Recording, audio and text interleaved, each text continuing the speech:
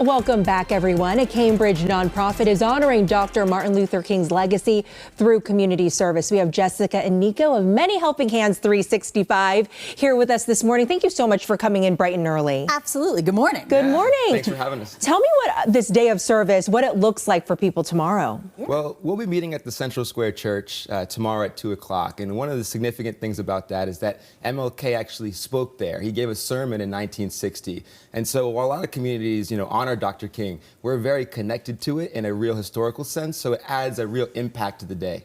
And you guys are going to be making blankets and scarves? Yeah, so it's actually it's the 15th year we've been doing this. Wow. We started back in 2010, and about 2,000 volunteers are going to be participating tomorrow. Maybe for an hour, maybe for the whole afternoon. We'll start at Central Square Church for a welcome gathering, and then we're going to split out throughout the city to 4 sites at City Hall, the Senior Center, YWCA, and of course Central Square Church, where volunteers, members of the community, are going to be participating in community service hands-on projects. So one is making blankets and scarves for unhoused men, women, and children.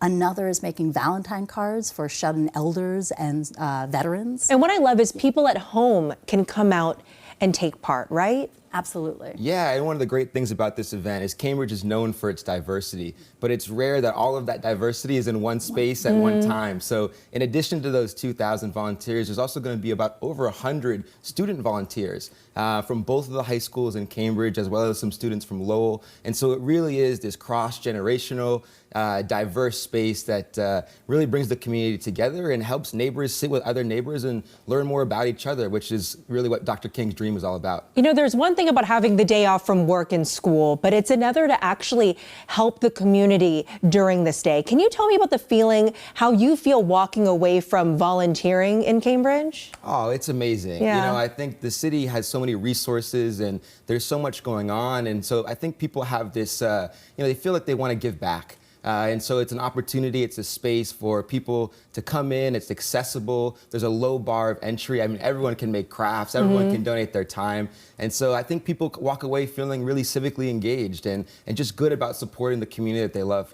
It's thinking about it as a day on versus a day off. And there are so many folks already involved in the weeks leading up. We've had hundreds of volunteers prepare all of the work that's going to be done on day of by volunteers. And then we also have community members who are doing food drives out in the community. We're going to be doing clothing and book drives and toiletry sorting projects as well. And in the end, all of this work that volunteers are going to be doing both in the weeks leading up and then tomorrow are going to be supporting about 70 organizations in the area. Yeah, and so it's a really powerful day. And as Nico was saying, that opportunity to be doing work in a community with maybe people you don't know but live in our community. So we'll have people who are, say, 92 sitting next to 3-year-olds, and that way of... That's the beautiful thing about community.